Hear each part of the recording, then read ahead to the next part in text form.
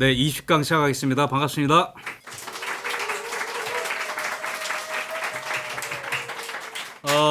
장진호 전투, 미 해군 역사상 가장 치열했던 전투이자 한국 전쟁에서 낙동강 전투와 더불어서 가장 치열하고 많은 사상자가 나왔던 전투이자 세계사적으로 보면은 모스크바 전투와 스탈린그라드 전투와 함께 역사상 가장 치열했던 3대 동계 전투로 꼽히는 게 바로 장진호 전투입니다.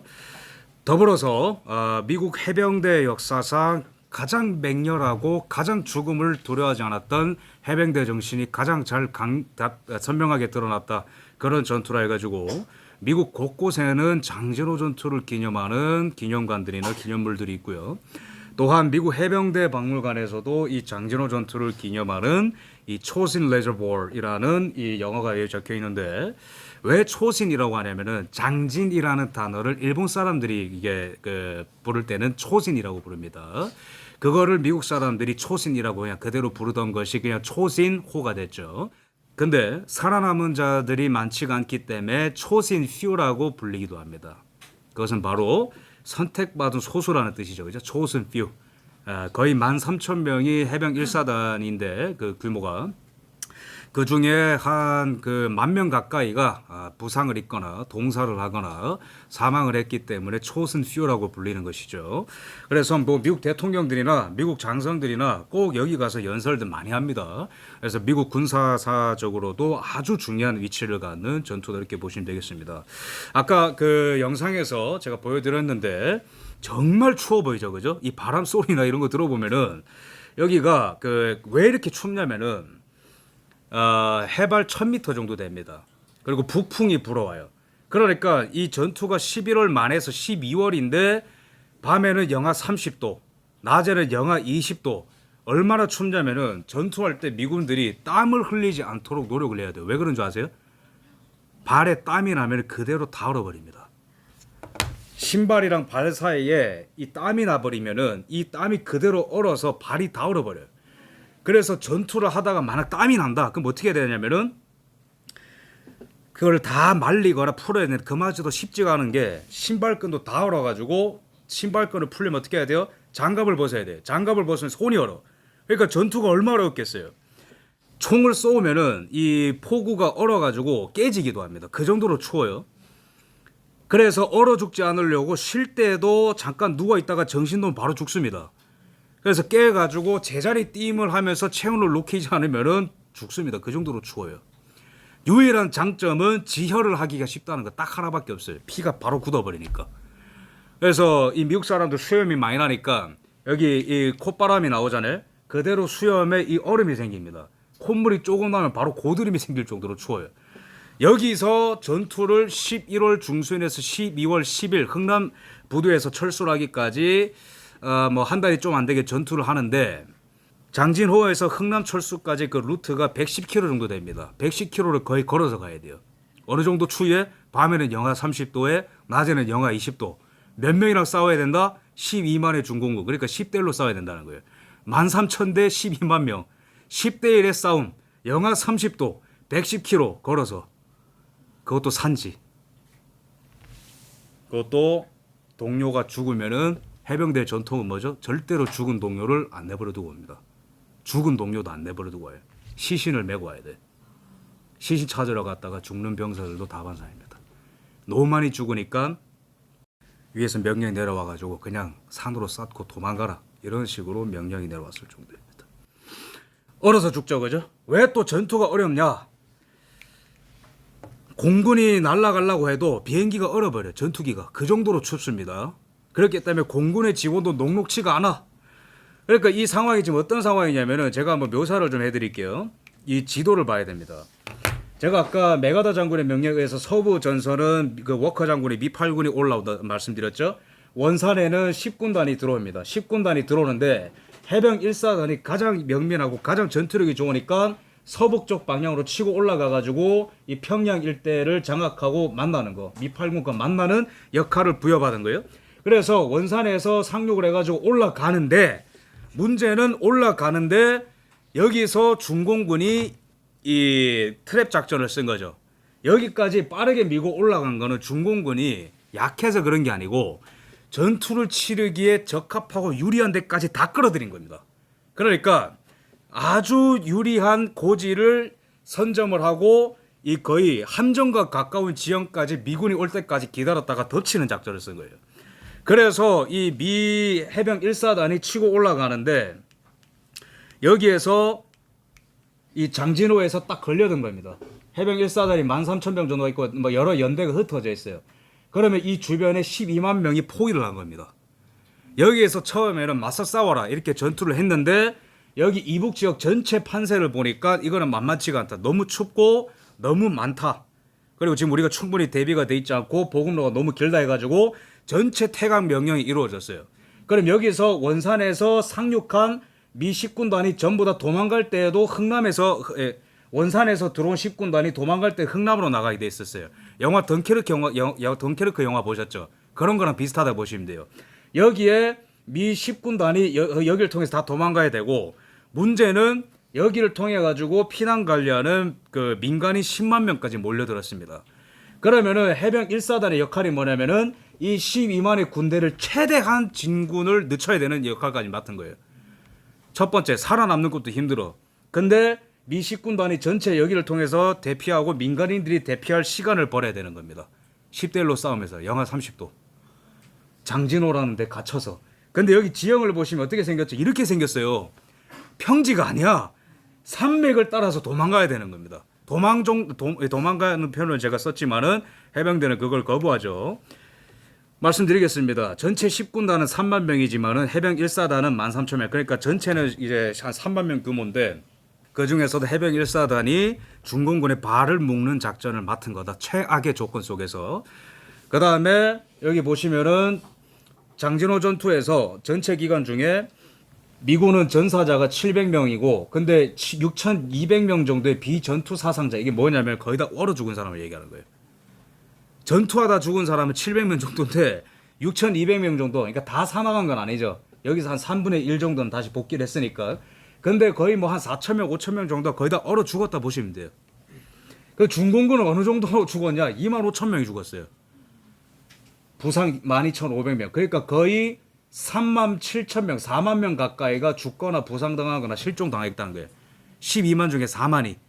그래서 이 전투의 의의가 뭐냐? 첫 번째, 해병 1사단의 거의 기적 같은 전투를 통해 가지고 10만여 명의 민간인이 흥남 철수 작전을 통해서 대피를 할 수 있었고, 두 번째는 10군단이 잘 철수를 함으로써 전열을 잘 가다듬고 37도선부터 다시 싸울 수 있도록 전열을 가다듬게 도와준 거예요.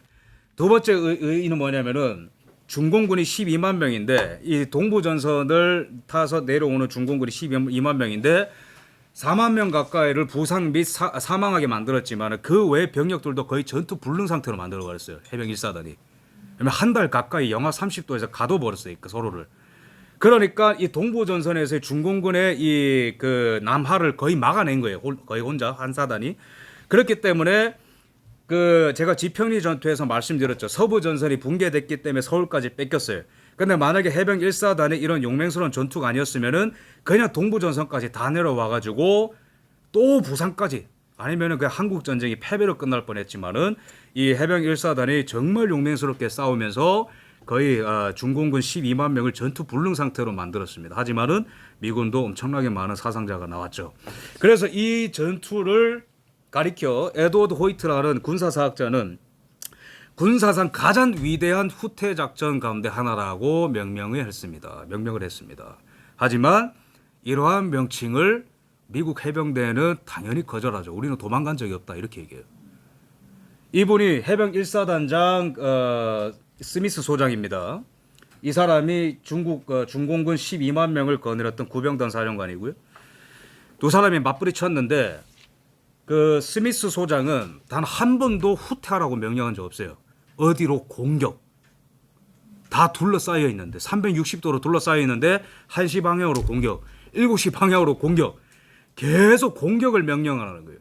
그죠? 그래서 아직도 미국 해병대에서는 장진호 전투를 후퇴 작전이라고 부르지 않습니다. 이 미국 해병 1사단의 전통은 뭐냐면은 과달카날 전투, 오키나와 전투 이런 게 있어요. 그 일본이랑 싸울 때 그때 이제 용맹함을 떨쳤던 유명한 사단이고요. 이제 1사단 마크고 여러 전투에 이제 참전을 했습니다. 그리고 여기에는 터프한 미국 남부 출신의 사람들이 많이 있어요. 실제로 한국 전쟁에 참전한 많은 사람들이 미국에서 남부 출신이 많습니다. 굉장히 호전적이고 전투적이고 그죠? 그런 사람들이 미국 남부 사람들이고 그 중에서도 해병대는 미국 남부 출신이 많았어요. 그래서 약간 정신이 절대로 우리는 뒤로 가더라도 싸우러 뒤로 가는 것이고 죽더라도 차라리 내가 죽는 게 낫지 동료가 죽는 것은 불명예이고 그런 사람들인 거예요. 어쨌든 그런 중요한 그 임무를 갖고 장진호로 한 발 한 발 가는데 이 정도로 큰 규모인지를 이제 몰랐던 거죠. 해병 1사단이. 이거는 뭐 원산에 상륙하는 사진이고 이렇게 이제 서쪽으로 이제 이동하라 그런 명령을 받고 이제 여러 해병대가 이제 이동하는 사진입니다.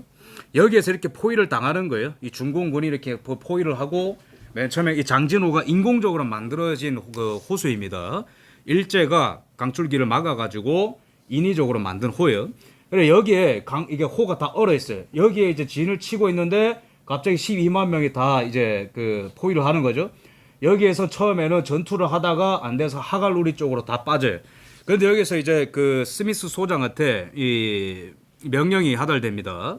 몇 대 비행기 그 보낼 테니까 그거 다 타고 도망가라. 이렇게 얘기를 하니까 올리브 소장이 반대를 합니다. 그 이유는 공군의 지원을 받아가지고 도망가려면은 2개 대대 정도가 남아가지고 지원 사격을 하고 엄호를 해야 되고 그 2개 대대는 남아 있어야 되는데 우리는 절대 동료를 뒤에 내버려 두지 않는다. 쉽게 얘기하면은 10명 중에 8명이 대피할 수는 있어도 2명은 계속해서 착륙하고 이륙하는 걸 지켜야 되죠. 전략적으로 하면, 전술적으로 하면은. 근데 그 남은 사람들을 누가 지키는 얘기인 거예요. 그럴 바에 다 같이 죽더라도 그냥 우린 다 같이 나오겠다. 그 선택을 한 겁니다. 근데 절대로 우리 후퇴가 아니고 이 지역을 산맥을 타서 나가면서 우리는 중공군을 괴멸시키겠다. 이제 그런 정신으로 이제 임한 겁니다. 대단하죠, 그죠? 그러면서 이 장진호가 여기면은 이거를 뚫고 흥남까지 와야 그 철수 작전을 할 수 있는 거예요. 배를 타고 수송선을 타고 나갈 수 있는 겁니다.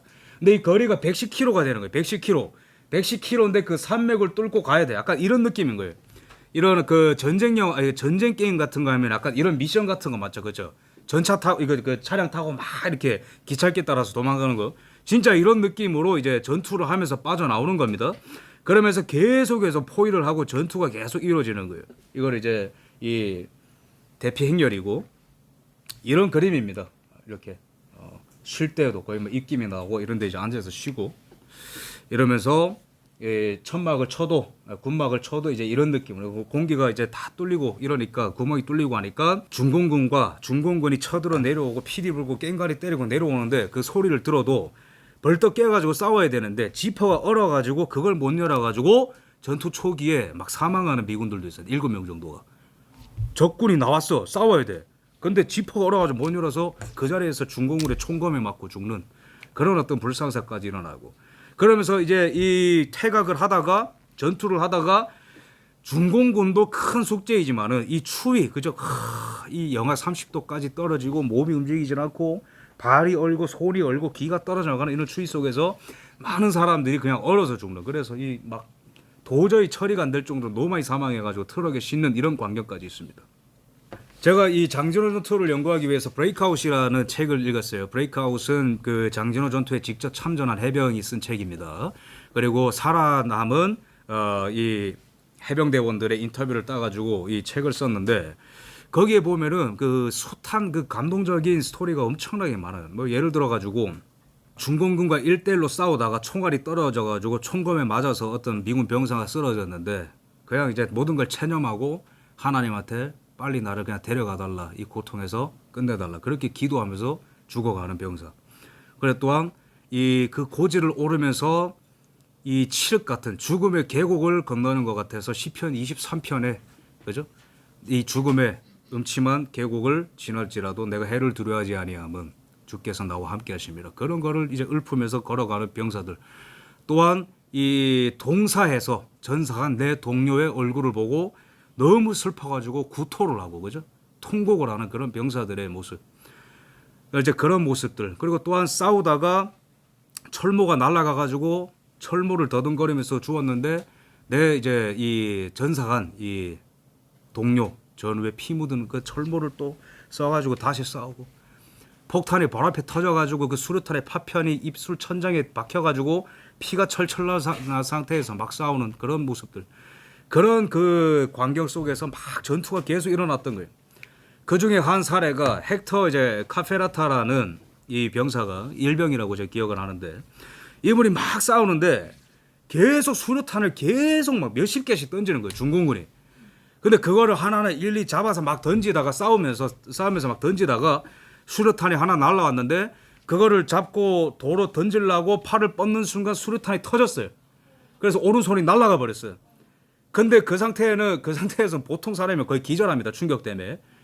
근데 이분의 불굴의 의지가 얼마나 대단하냐면은 손이 날아가니까 거기서 우는 게 아니고 갑자기 쌍욕을 날리면서 한 손으로 다시 그러니까 이제 이 장전해가지고 한 손을 갖고 소총을 갖고 중공군과 막 싸우기 시작하고, 탄약이 떨어지니까 어떻게 싸웠는지 아세요? 탄약이 떨어지니까 이제는 날라오는 수류탄을 소총을 한 손에 잡고 야구 배트처럼 해가지고 수류탄 하나씩 다 치는 거예요, 이렇게. 카페라타 이분은 또 밤새도록 전투를 하다가 너무 치열하게 싸워서 군화를 벗고 싸우고 있는지도 몰랐대요. 그러니까 양말 신고 싸운 거예요, 밤새도록. 그래서 명예훈장 받았습니다. 헥터 카페라타 옹께서 2016년에 작고를 하셨는데, 그런 식으로 미 해병들이 거의 뭐 전설적인 전투를 하고, 혹자들은 어떤 병사들은 죽은 내 동료들을 구하러 가다가 실종되기도 하고, 그렇죠? 이런 어떤 엄청난 전투들 속에서 하나둘씩 쓰러져 가고 거의 몇천 명이 동사를 하는 전투를 치렀던 것입니다. 그러면서 이 겨우겨우 여기 이제 루트를 따라 가지고 이 흥남이 여기 있어요. 흥남 이제 부두를 목표로 해가지고 이제 막 나오는데 중공군이 또 머리가 빠르니까 여기를 건널 수 있는 다리를 또 폭파시켜 버린 거예요. 여기서 다리가 끊기니까 여기서 또 교착이 돼가지고 중공군이 이제 이때라 싶어 또 몰려 내려와가지고 정차가 돼 있는 차량을 습격해가지고 거기 들어가 있는 부상병들, 다 부상병들이란 말이야. 차에 들어가 있는 그 사람들이 부상병들을 다 쏴 죽여버렸어요. 그러면서 중공군도 손실이 엄청나게 컸어요. 중공군도 막 제가 아까 저번 강의 말씀드렸지만 뭐 맨발로 뛰어온 사람, 뭐 농구화 그러니까 이 미군보다 더 장비가 열악하니까 중공군도 얼어 죽는 사람이 계속 발생하는, 거의 뭐 겨울 지옥 공간인 거예요, 이 자체가. 하얗지만 그 정도로 치열하게. 그 외에 정말 이 심금을 울리는 눈물이 안 날 수가 없는 전투의 이야기가 이 브레이크아웃을 비롯한 여러 장진호 전투 관련된 그 책을 통해서 우리가 살펴볼 수 있습니다. 그러면서 미 공군이 나섰어요. 다리 교량을 이어야, 무너진 교량을 다시 조립을 해야 건널 수 있으니까 위에서 이 조립품들을 막 떨어뜨린 거예요. 떨어뜨려서 조립을 하는데 또 2m가 부족해. 또 보니까 9m를 연결해야 되는데 2m가 부족해. 벌써 막 나무 또 구해 와가지고 막 겨우겨우 막 건너는 거예요.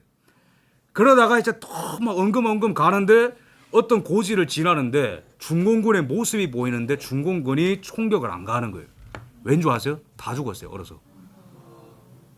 이건 그래픽으로 연출한 겁니다만은 한 방송국에서 한 고지를 지나면서 안 그래도 힘들어 죽겠는데 이제 죽었다. 미군 입장에서 그렇게 생각한 거예요. 근데 중공군의 모습이 실루엣이 보이는데 총을 안 쏴. 가까이 가보니까 다 얼어 죽은 거예요. 이 사람들도 한계에 도달한 거죠. 한 그 병사들의 증언에 의하면은 중공군이 얼마나 많았는지 마치 하얀 케이크에 달려드는 개미떼와 같다, 그런 표현을.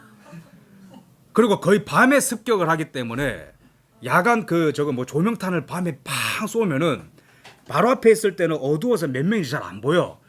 근데 조명탄을 공중에 팡 떠트리면은 그 얼마나 많은 수십만 막 바글바글한 게 막 눈에 보이니까 그 숫자에 압도돼가지고 싸우는 게 너무 힘든 거예요. 미 해병대가 아무리 용맹해도. 그런 전투를 치는 겁니다. 그러면서 결국에는 이제 뭐 중공군도 포로로 잡고 거의 뭐 전투에서 승리한 거죠, 이거는. 그죠?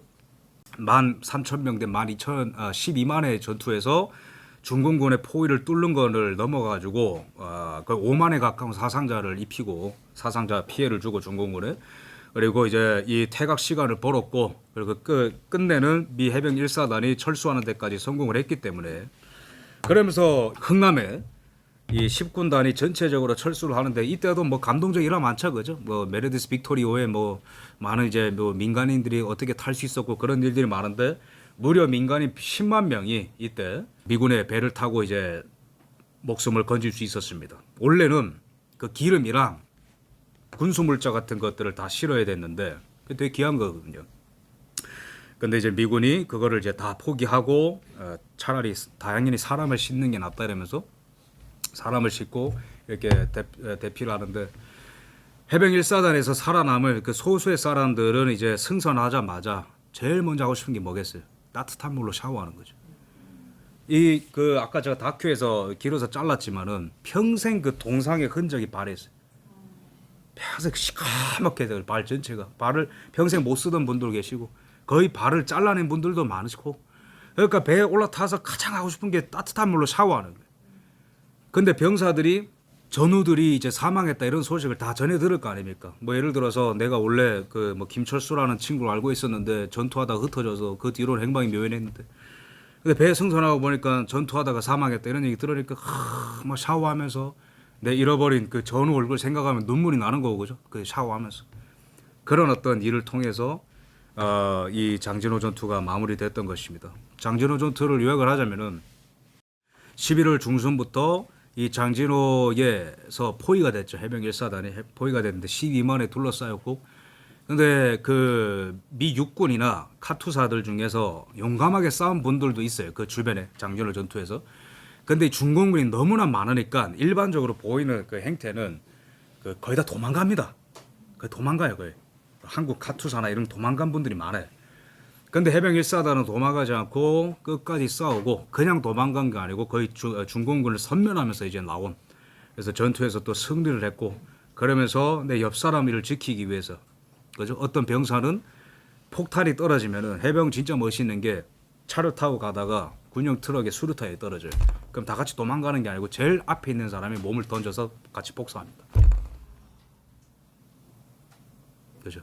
그래서 장진호 전투를 다 보면은 물론 사람이기 때문에 도망간 사람도 있고 탈영병도 있고 하지만은 이 전체가 사단 전체가 해병 정신으로 똘똘 뭉쳐가지고 내가 사는 것보다 너가 사는 것이 더 중요하다 이 정신으로 서로 이 극한의 어려움 속에서 그죠 110km를 건너야 하는 이 산맥을 따라서 또한 이 10대 1의 병력 차이를 극복해야 되는 그런 극한의 어려움 속에서 서로를 의지하면서 빠져나오고 목숨만 건졌을 뿐만 아니라 한국 전쟁 전체 차원에서도 이 동부전선에서의 중공군의 남하를 막아내고 그죠?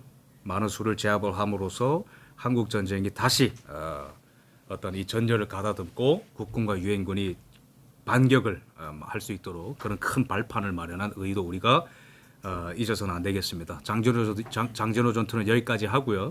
그다음에 21강에서는 드디어 1952년 그 어마무시한 부산 임시정부를 중심으로 해가지고 미국 국무부와 미국 대통령과 한국 국회와 한국 군부가 한편이 되고 나머지는 이승만과 그다음에 국민들과 한편이 되어서 이 거대한 전쟁이 일어났었던 그 정쟁의 한복판을 살펴보도록 하겠습니다.